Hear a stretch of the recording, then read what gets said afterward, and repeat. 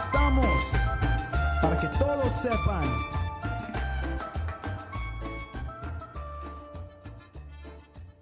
Yo, what's up, mi gente? We are back at it again for another episode on Aquí Estamos podcast.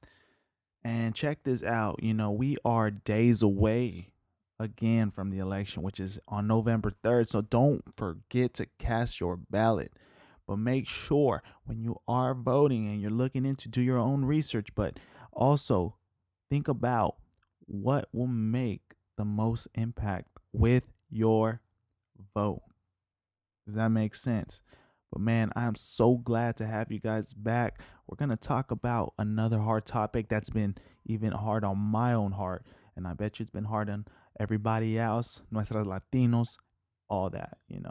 But, in this episode, I really want to talk about the kids in cages, the kids that have been separated from their families. And now it's going to impact our, basically this decision that's coming up on November 3rd. Who are we going to vote for? And I'm going to go more in detail, the history of it, and, what are we facing as we speak in this moment about this certain policy. Even though it's been removed, it's still relevant and it's still playing a huge impact. But yeah, so let's just talk about this hard topic because this is something that I know that we need to talk about, right? And, before going in detail, let's just get some context, right? How did it all start? And the reality of all this is that it goes deeper than May 2018 with the zero tolerance policy that Trump created, and not only its impact where approximately 4,000 kids separated from their families in the southern border, that it totally had a lasting impact on our eyes, on our hearts, in our minds, because we had to see it every single day. We had to see it by looking at this administration and seeing what they were doing, right? Families literally being charged like criminals. Very little due process of law. But it also had a lasting impact in the media. We're seeing how people viewed individuals coming in, seeking asylum, giving them some type of criminal identity, like they did something wrong.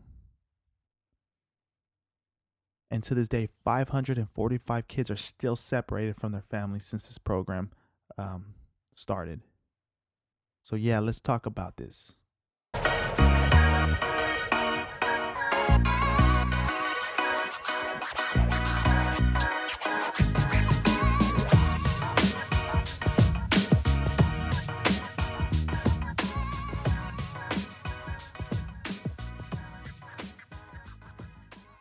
So in this episode, I just want to cover 3 questions that really came to my mind. These detention centers and, the kids in cages, and just going a little in detail with this, right? Because I want to know how in this episode, I want to cover how this issue started, how this issue is a vital focal point in this year's election, and why this needs to be a personal issue, like a vital issue for not only Latinos, but actually all voters in this election. So let's talk for a minute, right? How did this issue start? Because right away we want to think like, oh, Trump, bam, bam, bam. And there ain't no lie that he is the one that really expanded on this. No doubt. He expanded on it. But I remember when the photos started circulating across the internet and we started seeing this, the first instinct was, oh, we knows this dude. And the reason why, because we knew what his campaign ran on. From day one, who he was targeting. Who he was trying to capitalize regarding their vote. He was trying to capitalize the middle class, upper class male white man. And so what did he do? Target individuals, minorities. Not only that, Mexicans, Latinos, even at that, right? And so when we started seeing these photos circulate, the last thing I was like, man, there is no doubt that this administration had everything to do with what's going on, you know. But while I was doing more research and figuring everything out, soon to find out, we knew that Obama's administration built a good amount of these centers, detention centers, right? And really what came about with all this was that there was just a huge influx of migrants coming in to the Texas border, thousands a day, thousands a day. And at the time, the infrastructure that they had, they didn't have enough to really make it a living or hazardous environment for these migrants. So as they were, what they did was they started to develop and build infrastructure for these migrants. And even though this was in 2014, we didn't really talk about it this much. It wasn't like a huge issue, or as far as I remember, it wasn't really brought up, but it still was controversial. And I don't care who created it. Regarding the issue, it's still somebody to be blamed because we know it still left a stain on not only Obama's presidency, but it's also a topic that's now being brought up for Vice President Biden in his run for presidency. You can see when he was debating Trump, and you see Trump just saying, who built them, Joe? Who built them, Joe? And you can tell Biden knew. Biden knew. There's no doubt. You can watch it and you're just looking at this and you're like, he just doesn't want to answer this question because he knew. And that's the only problem I have with that, is that there was an issue with that. Big time issue. And he was not willing to address it. He does address it as a mistake, but still he knew he was trying to tippy toe away from that question. There's no doubt. Now let's look at this other guy, Trump, right? President Trump. Now, Biden, Obama's administration blamed to create these centers for these migrants. It wasn't until really May 2018 where it hit a full head of steam, right? And so in Trump's presidency, we see that there was a zero tolerance policy. So the zero tolerance policy increased day in and day out, and the numbers of detainees and the affected families continue to rise. And the problem was with that, I remember I was watching this series on Netflix, right? It was called Living Undocumented. It was a really great series. But I remember the lawyer, I don't remember her name, but I remember her clearly saying that during the Obama presidency, they still had detainees, but it was very low compared to now. And the target was criminals that actually were a threat to society. But with the zero tolerance policy, it literally targeted families and children, individuals we truly don't have to fear as society. Now, people are going to say, oh, well, you don't know, maybe the cartels use them. It's a possibility, but what are the chances too? Are we going to take the risk of somebody's right of life and their ability, their freedom? That's something that we all have to decide. And we have to look at this administration because they also said, and this is, I quote right here, this is their quote right here. Administration said this policy would discourage immigrants from coming in illegally, and end quote. So it was a tactic. It was a move for what? To bring fear. It was a fear tactic right away. And what it did was that it estimated 4,000 or more families separated in this process since the zero tolerance policy. And because the zero tolerance policy took so many kids, to this day we are, and this was about 2 years ago, we are still facing the backlash of it because there's still 545 kids still separated from their families. 545. Now, those that are listening, if you have little siblings or kids, think about that. Think about your kid being missing, or your child, coming out and they can't find you. And that's the issue right there too. And one thing that we aren't even talking about is what this effect has on these little kids. Now think about it like this. We think now once they're released, it's all good. But we don't realize the lasting impact that it truly has when they're growing up, their development stage, right? As I was coming up, with a few articles that I was reading based upon scholarly articles, and I'm not here to try to bore you guys, but one of the things that really stood out to me is, I'm going to read this. It said, the government's recent policies have maintained this agenda. It has endangered the health of children by separating families and children from each other, caging children in unsanitary and unsafe conditions, and has proposed detaining children immediately. So these children are in these environments, truly endanger their health. And the fact that we don't talk about this, we're not thinking about the environments they are in. We don't think about their their mental health. Individuals that come out from prison come out a different person. So why wouldn't these kids that are detained, these families that are detained, now have to deal with a traumatic issue and that they had gone through? And this truly has. This will probably affect them for the rest of their lives, right? PTSD, that just doesn't go away. And it bugs me and it irks me because we only think that, don't get me wrong, military, when they come back from war, absolutely they have PTSD. But PTSD does not only affect military individuals. And so, as when you are packing these individuals in tight spaces, even during a global pandemic, we got to really think about these individuals and what it truly has on them. Right. So, and then also, I just want to close out on this portion, just on how this issue really started. Now, it's like, according to Araiz, a nonprofit organization, they have stated in these centers 17 involuntary sterilizations of women. If you don't know what sterilization means, it just means a birth control method to not allow someone to reproduce. So not only are they not telling them, now they're sterilizing. These are 17 cases. This is some stuff that, like, you think historically what the Nazis did, and you think of the roughest regimes in global history. And the fact that we're doing it today really needs to show an impact how we need to view ourselves. This is a moral issue, guys.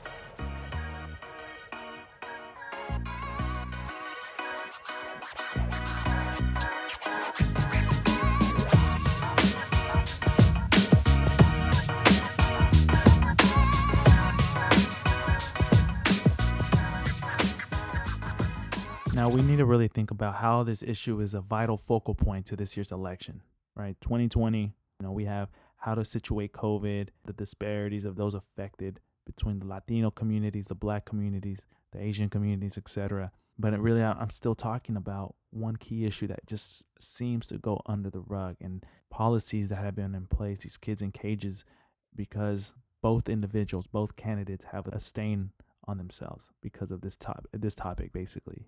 This policy that really has a tremendous issue on this year's election, in my opinion, because this issue affects both presidential candidates, right?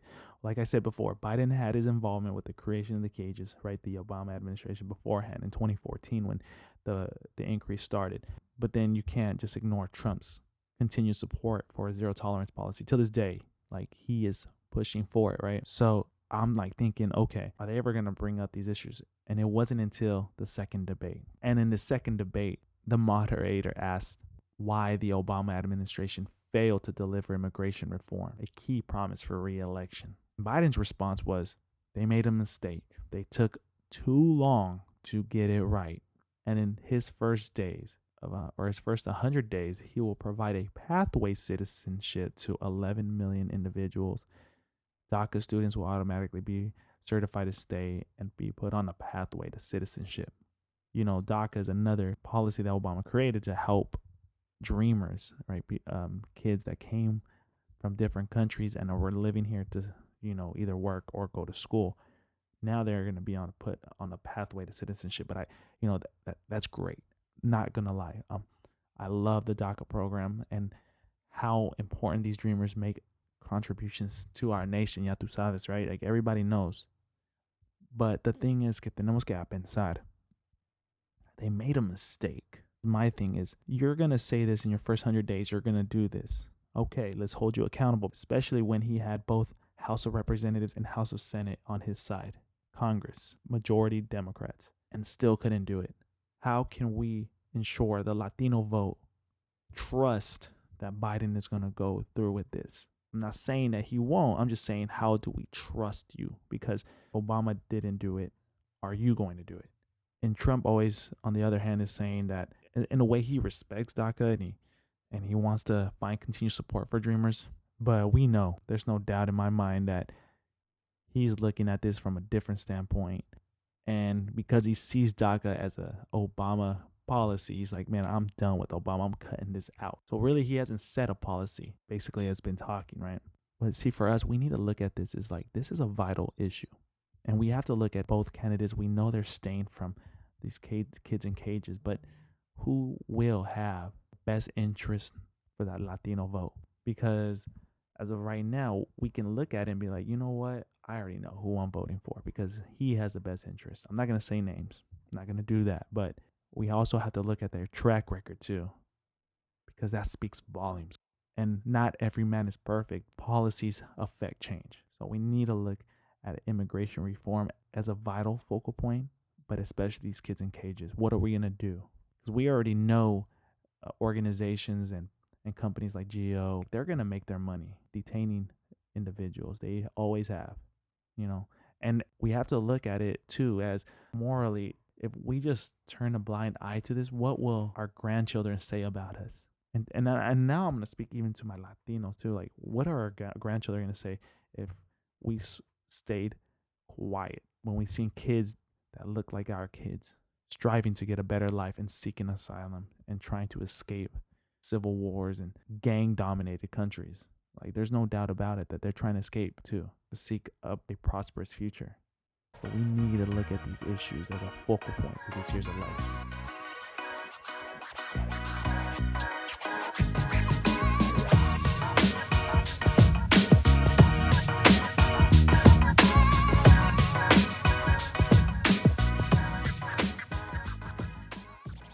So, as you know, we're days away from this election. The anticipation is so high right now. Tensions are rising, division in society.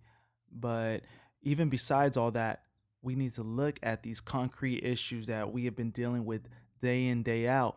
And, this is something that, for me, I think for all of us, not just Latinos, but all of us, whether you're Black, Asian, Middle Eastern, white, etc. Like, this is an issue that we need to really address, because when it comes to elections, at the end of the day, it comes down to our fundamental values, right?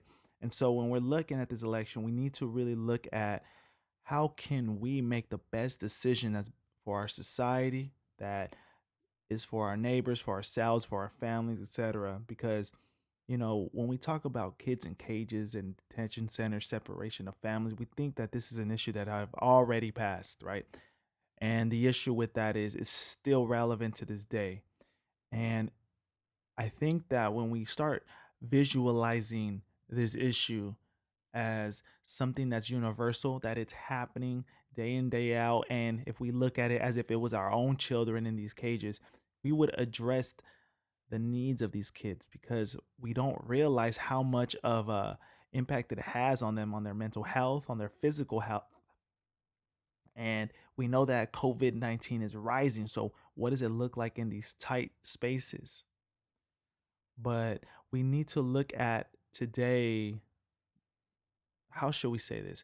We have to look at this election, who will have the best interest for not only our gente, but our society as well. And so when we talk about these things, let's really look at how these kids are affected and dealing with PTSD due to these policies, right?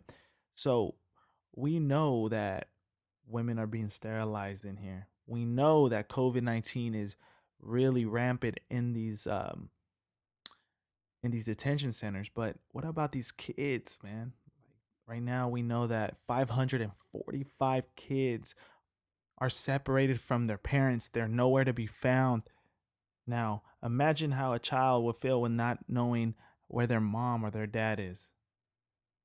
Man, just think about it. Imagínate si if your kid was just gone and you had no idea where they're at. And that's why it's just important that we need to put ourselves in their shoes. I posted also that we need to vote in this election like if we weren't in the privileged situation that we were in.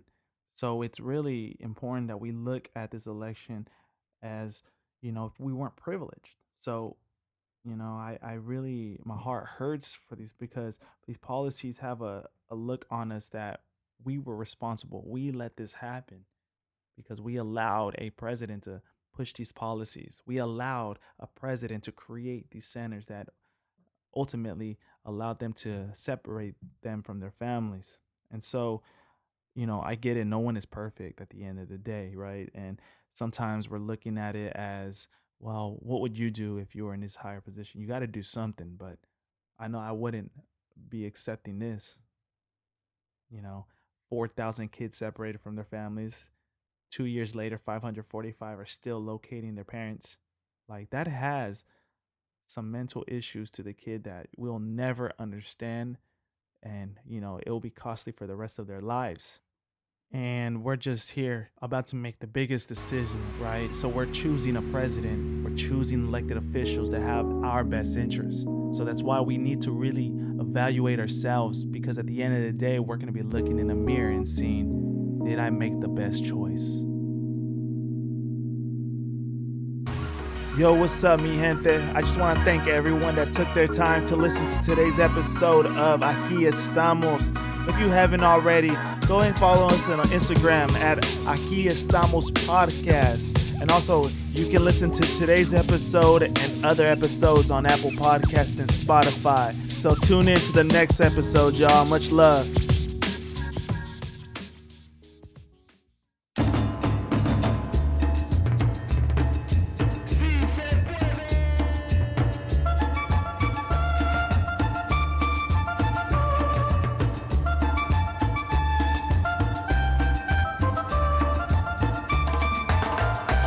Aquí estamos para que todos sepan.